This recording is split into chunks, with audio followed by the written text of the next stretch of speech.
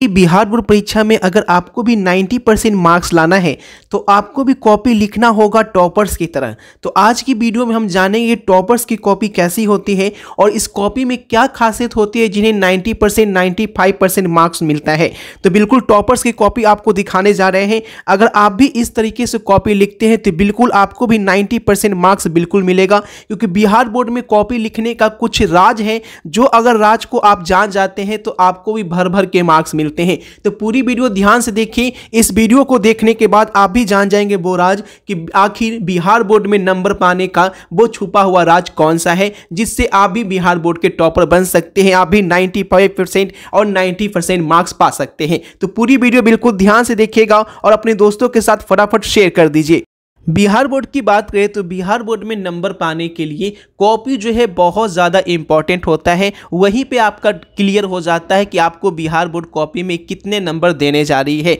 आपको बता दें, जब बिहार बोर्ड की कॉपी चेक की जाती है तो बिल्कुल स्टेप बाय स्टेप बिल्कुल पढ़ा नहीं जाता। बिल्कुल पूरा कोई भी टीचर जो है पूरा पढ़कर यहाँ पे आंसर नहीं करता है, चाहे वो आप किसी भी सब्जेक्ट का एग्ज़ाम दे रहे हैं। कुछ ऐसी टेक्निक बिहार बोर्ड के टीचर को बताई जाती है एग्जामिनेशन सेंटर पे। उस टेक्निक को अपनाकर बिहार बोर्ड के टीचर नंबर देते हैं और उस टेक्निक को जो जान जाता है वो उसी टेक्निक के हिसाब से कॉपी लिखता है और नंबर भर भर के आता है। तो ये वीडियो आपको एकदम राज बताने जा रही है बिहार बोर्ड का कि बिहार बोर्ड आखिर कॉपी पे नंबर कैसे देती है, कैसे बिहार बोर्ड के टॉपर बनते हैं और बिहार बोर्ड के टॉपर जो हैं वो कॉपी में ऐसी क्या चीज़ें लिख कर आते हैं जो आप भी अगर लिख के आए तो आपको भी बिहार बोर्ड में भरपूर नंबर मिलेगा, आपकी आशा के अनुरूप भी नंबर मिलेगा।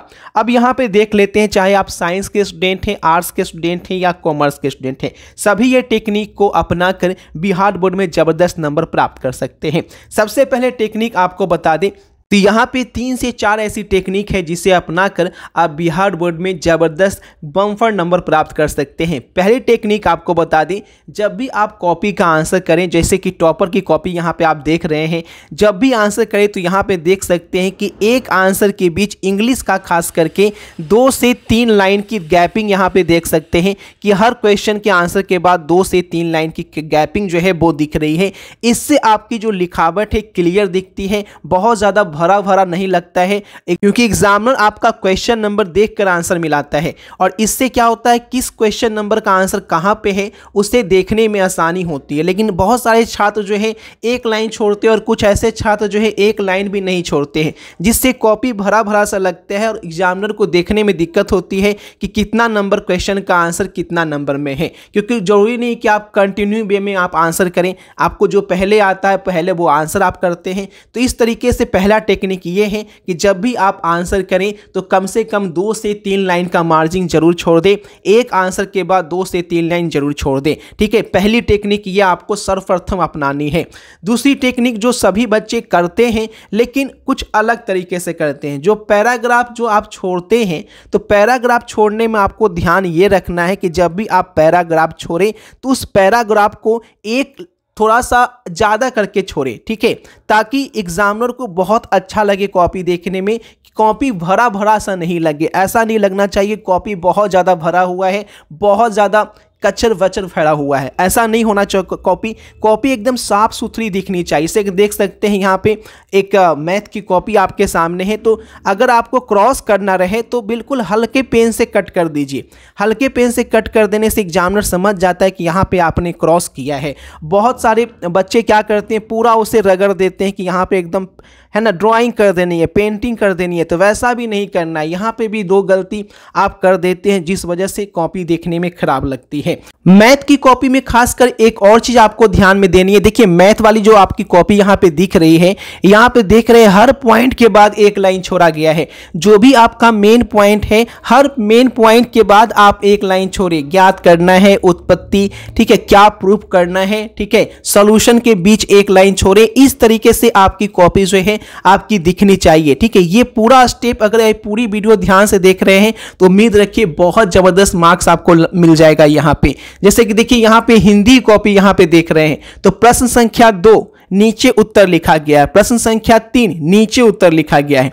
ठीक है, बहुत बच्चे लिखते हैं क्या, सिर्फ 3 नंबर लिखकर घेरा लगा देते हैं और आंसर लिखना शुरू कर देते हैं। तो वैसे नहीं, प्रश्न संख्या 3 लिखना है, उसके नीचे उत्तर लिखना है, फिर प्रश्न संख्या 2 लिखना है, उसके नीचे उत्तर लिखना है। खंड 1 का आंसर कर रहे हैं तो खंड 1, खंड 2 का आंसर कर रहे हैं तो खंड 2। तो इस तरीके से छोटी छोटी बातें जो है जो टॉपर्स करते हैं, ठीक है, इस बात का आपको ख्याल रखना है।